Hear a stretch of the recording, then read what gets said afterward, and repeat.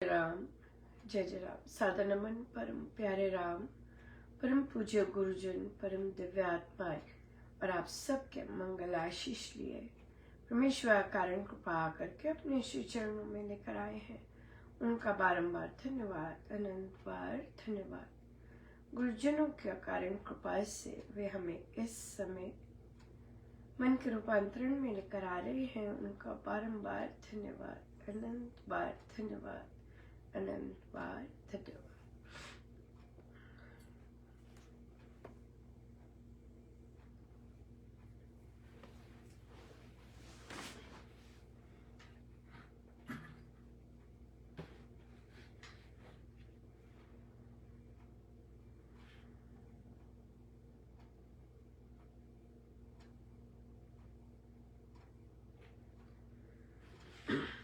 कृपा करो मेरे राम राया, दया करो मेरे राम राया, कृपा करो मेरे राम राया, दया करो मेरे राम राया, कृपा करो मेरे राम राया, दया करो मेरे राम राया, कृपा करो मेरे राम राया, दया करो मेरे राम राया, कृपा करो मेरे राम राया, दया करो मेरे राम राया, कृपा करो मेरे राम राया, दया करो मेरे राम राया,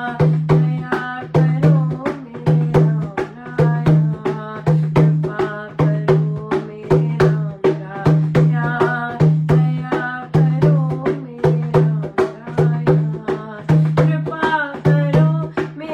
राम राया, दया करो मेरे राम राया, कृपा करो मेरे राम राया, दया करो मेरे राम राया, कृपा करो मेरे राम राया, दया करो मेरे राम राया,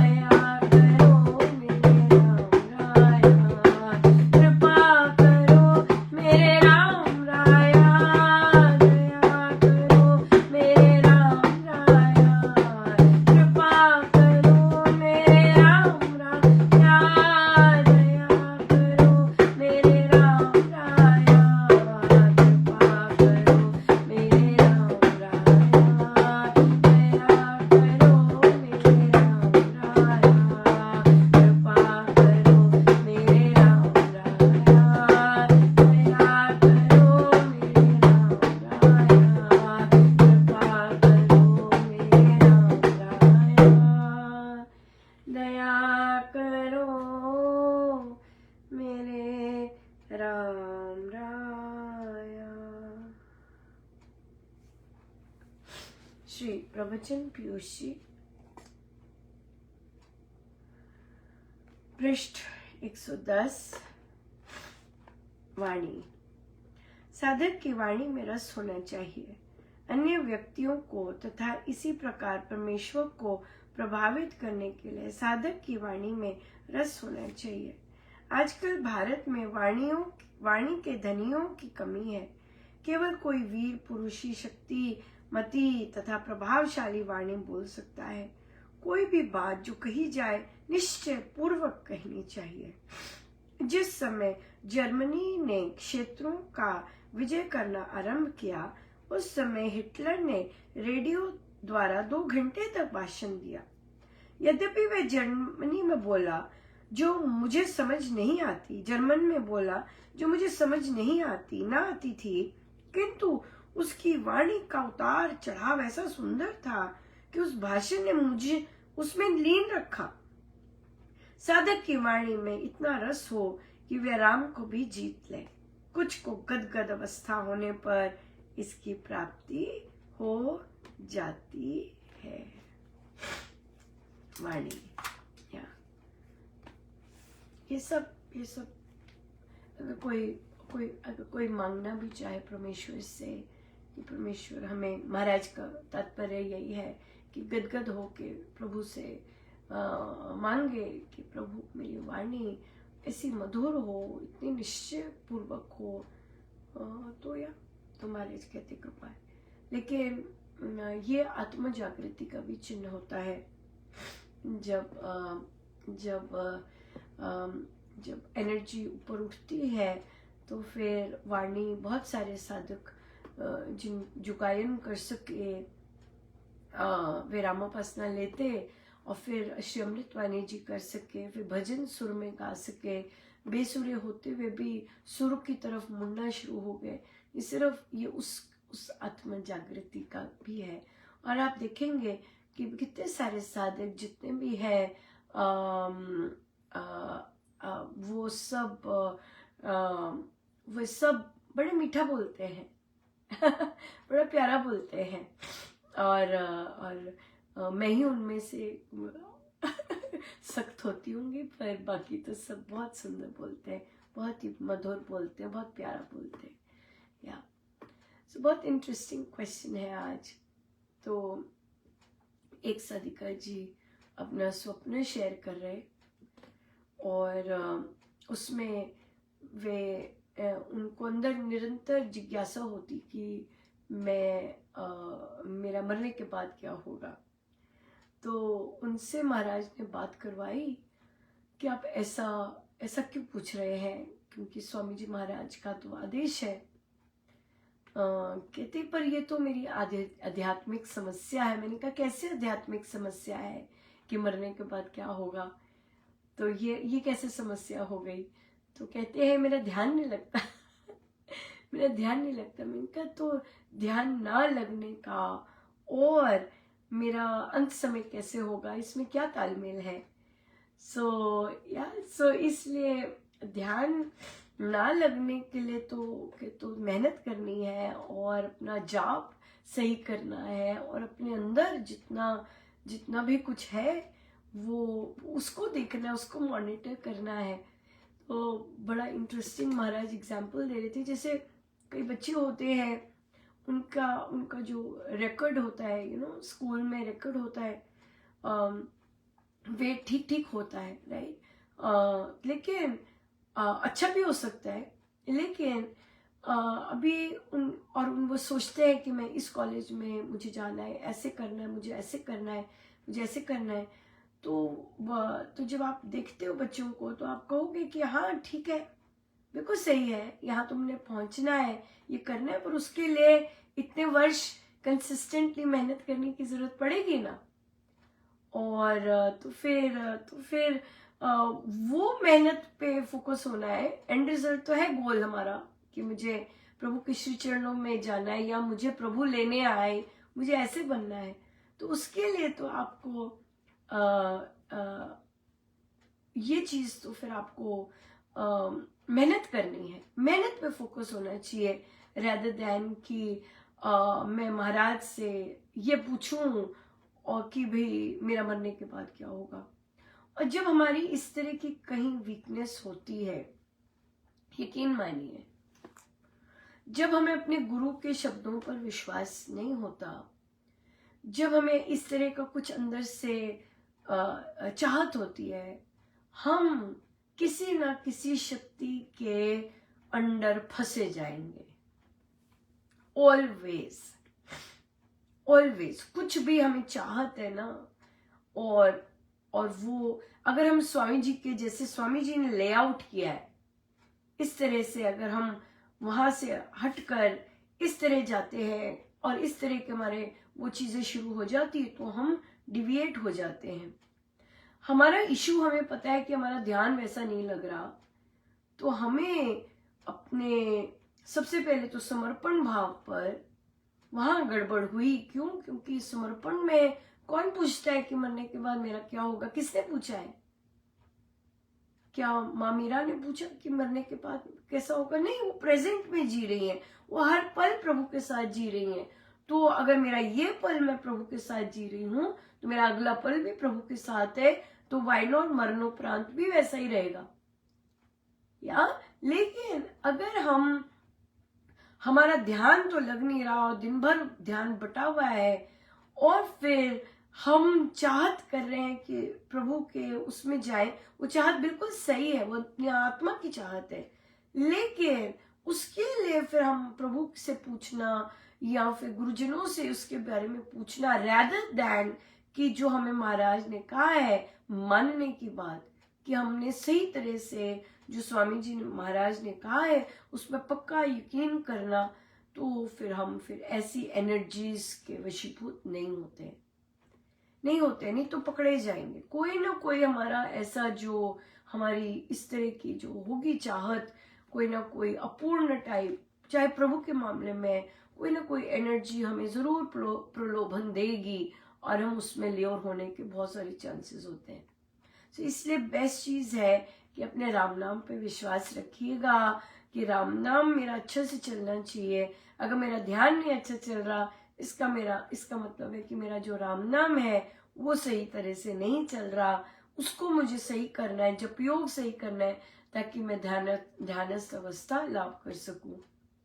राइट? तो अपनी जो असली चीज है उस पर फोकस होना है, rather than कि मैं इन लुभावनी चीजों में या इन चीजों के पीछे जाऊं। हमेशा पकड़े जाएंगे, हमेशा फंसेंगे और फिर गड़बड़ होगी ही होगी। इससे अच्छा है कि महाराज लेके जाए। महाराज को पता है, ये ज्यादा शब्द सुंदर है कि महाराज मुझे यकीन है कि आप मेरे साथ हैं, आपने मेरा सब कुछ संभाला हुआ है। फिर महाराज मुझे ये इनसिक्योरिटी क्यों हो रही है, ये इनसिक्योरिटी अंदर, मैं बार बार आपसे कह रहा हूं या कह रही हूं महाराज मरने के बाद आप आएंगे ना। हाँ, प्रार्थना जरूर करनी चाहिए। हाँ, संत लोग कहते हैं प्रार्थना जरूर करनी चाहिए, महाराज मेरा अंत समय आपके साथ निकले, अंत समय मेरे राम नाम निकले, इस तरह से प्रार्थना जरूर करनी चाहिए। लेकिन उनसे पूछवाना, उनसे कहलवाना, तो फिर आप तो उन्होंने साइंस बताए, ये उन्हें कहा कि ये पूछना और इसका जो आंसर है वो हमें इतना ढीला कर सकता है कि बात नहीं। सिंपल सी एग्जाम्पल है मेरे पास। हमें जैसे कई बच्चों को पेरेंट्स ज्योतिष के पास लेके जाते हैं या आईक्यू वालों के पास भी लेके जाते हैं, राइट? तो अगर आईक्यू वाले के पास लेके गए और आईक्यू वालों ने कहा कि अरे नहीं, ये बच्चा तो बहुत मेधावी है, ये किसी एरिया में भी जाए एक्सीलेंट करेगा, राइट? अब बच्चे ने ये सुन लिया, क्यों, मैं तो किसी भी एरिया में एक्सीलेंट कर सकता हूं, पढ़ना ही बंद कर दिया कि भाई मैं तो किसी भी एरिया में जा सकता हूँ। हाँ, पढ़ाई नहीं, तो फिर कहाँ जाएगा? कहीं भी नहीं जाएगा, राइट? सो इसी तरह से अगर हम, जैसे सादिका जी ने कहा, कहते हाँ मुझे जब से महाराज ने बोला है उसका आंसर मिला है मुझे, मैं तो इतनी खुश, मैंने तो कोई टॉक नहीं, कोई कुछ नहीं, 4 दिन हो गए मुझे। हाँ, इस तरह से कुछ भी कि अब तो मुझे ये सब की जरूरत ही नहीं है। कितनी जल्दी हम पे असर पड़ता है। क्यों? मेरा तो अंत समय पक्का है। अरे अंत समय पक्का है, बीच में तो सब कुछ जो जिन चीजों से आप में चेंजेस आ रहे हैं, जिन चीजों से आप में ग्रोथ हो रही है, आप उसी को बंद कर देंगे। जो चला है आपके लिए वही बंद कर देंगे, तो आप कैसे वो कर सकते हैं कि सक्सेस होगी? जो चीजें सक्सेसफुल नहीं हुई हैं उनको त्यागना चाहिए, लेकिन जो चीज सक्सेसफुल हुई है आप उसी चीज को बंद कर देंगे जिसने आपको सक्सेस दी है। फिर कैसे आप एक्सपेक्ट करते हैं कि वैसी ग्रोथ होती जाएगी, राइट? तो ये चीजें बहुत बहुत ज्यादा इंपॉर्टेंट है। जो चीजें चलती नहीं है वो बंद करनी चाहिए, जो काम नहीं आई वो बंद करनी चाहिए यार। लेकिन जो जिन चीजों से निरंतर ग्रोथ होती है वो चीज थोड़ा ना बंद करनी चाहिए, ये बात है। तो अगर ध्यान सही नहीं लग रहा और फिर अगर महाराज ने बोल दिया कि हाँ भाई ऐसा है, तो फिर हमारा प्रेजेंट तो हमने गड़बड़ी कर दी ना। प्रेजेंट हम जिन चीजों से लगे रहते, जिन चीजों से हमारा माइंड कॉन्स्टेंटली लगा रहे तो वो तो फिर बंद ही हो गया, ये बात है। तो हाँ, पर आप एक्सपेरिमेंट करना चाहें कर सकते हैं, बिल्कुल, ये आपकी जर्नी है। और आज हमारा ग्रेजुएशन था और बच्चों की सीनियर्स की सेरेमनी थी, और देखिए मैं देख रही थी इतने चैलेंजेस आ रहे थे, जैसे कि जो म्यूजिक होना था वो अभी तक पहुंचा ही नहीं था और समय हो गया था। फिर जो ग्रुप्स बनाए हुए थे, जैसे लाइनों में खड़े होना होता है, चलना होता है, वो सब तितर बितर उल्टे पुल्टे कर दिए थे, तो बच्चों को पता ही नहीं चल रहा था कहाँ खड़े होना है, उस तरह की चीजें। पर मैंने देखा कि सब कुछ हो गया। वो नए बच्चे भी लाइनों में लग गए, वो टीचर की कोई बस नहीं मिली होगी, बस नहीं पहुंची होगी, वो भी आ गए। समय जितना स्टार्ट होना था 10 मिनट थोड़ा सा लेट स्टार्ट हुआ, वो भी सेटल हो गए, उनका भी सारा कुछ सेटल हो गया, और बड़ी अच्छी सी सेरेमनी हो गई। ये कृपा होती है ना, कृपा होती है कि देखो सब कुछ किचड़ पिचड़ कुछ भी नहीं पता, और छोटा सा जो सेरेमनी थी, कहने को वो छोटी सी सेरेमनी थी, लेकिन 1 बजे के सब लगे हुए। हाँ, 1 बजे से 6 बजे, अब 6 जितने बजे भी वापस पहुंचे, 5 घंटे उसमें ही लगे रहे। तो बट हो जाता है अगर आपका एटीट्यूड। और हमारे प्रिंसिपल भी देखिए स्पीच में यही बोले कि change is the only thing that's constant. हाँ, अध्यात्म, change is the only thing that is constant. और फिर वो भी वही चीजें बोली थी कि कैसे प्रभु वही चीजें कर रहे हैं, कि कैसे उनको वो बोले कि जो अडेप्ट करेगा, है ना, हम केवल सर्वाइवल के लिए नहीं है हम बढ़ रहे हैं आगे, हम सक्सेस के लिए आगे बढ़ रहे हैं। केवल हमने जीना ही नहीं है, अच्छे तरह से जीना है। सो बहुत ही अच्छा लगा। और मतलब मैं सब सुन रही थी, और कहाँ देखिए उन्होंने अनाउंस कर दिया, पॉलिसी होगी कोई, मुझे तो पॉलिसी पता नहीं, कि एक्स्ट्रा करिकुलर एक्टिविटीज के कॉर्ड्स होते हैं। बच्चों ने बहुत सारे इस बार कॉर्ड्स पहने हुए थे, वो कॉर्ड्स नहीं पहनेंगे। तो कईयों को सुना बच्चों को, कईयों बच्चों को नहीं सुना। तो फिर तो जो ग्रीन टीम को दिए थे तो कई बच्चों ने अंदर रख लिए, और मैं देख रही थी, मैंने कहा पहने क्यों नहीं तुमने, उन्होंने बताया कि उन्होंने अनाउंस किया है। मैंने कहा अच्छा ठीक है, पर वो साइंस में सक्सेस के लिए भी ग्रीन कॉर्ड मिलती है, कि अगर आपने साइंस में एक्सेल किया है तो फिर तुम बच्चों को, तो फिर तो एक बच्चे को मैं दे रही थी, मैंने कहा कहते उन्होंने मना किया है। मैंने कहा बस साइंस में तो तुमने एक्सेल किया है तो साइंस के लिए पहन लो। लेकिन जब बच्चे ने स्पीच दी उसमें ग्रीन टीम का उल्लेख आया, कैन यू बिलीव इट। फिर एक बच्चा मेरे लिए पेड़ लाया था। कैन यू बिलीव इट, इतनी जनता है और उसमें से मुझे एक कोई ऐसे, एक कहीं से ऐसे, तो मेरे प्रभु नहीं प्रेजेंट हर जगह पे मुझे एंजॉय करवाने के लिए, तो क्या होगा। और वो बच्चा ग्रीन टीम का जो वहाँ लीडर था, वो तो इतना इमोशनल हुआ पड़ा, और वो बड़े प्यार से मिला, मैं भी उससे प्यार से मिली। और मैं वापस जा रही थी तो मुझे किसी ने रोका, मैं तो जानती नहीं थी, कहते मिस महाजन, तो कहती, और तो फिर मैं रुकी, तो कहते मैं उस बच्चे की मम्मी हूं।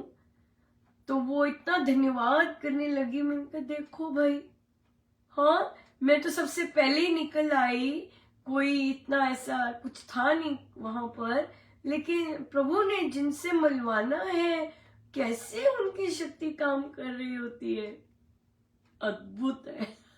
अद्भुत है बिल्कुल, बहुत ही मैं प्रभु कैसे काम करते हैं और कैसे कैसे इतने निराले ढंग है उनके, बहुत ही अद्भुत, बहुत ज्यादा अद्भुत।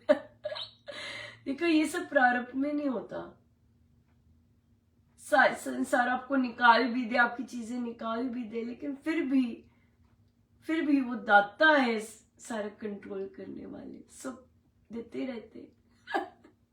बहुत बहुत धन्यवाद गुरु जी, अनंत बार धन्यवाद, अनंत बार धन्यवाद। आइए सीधे होके बैठे।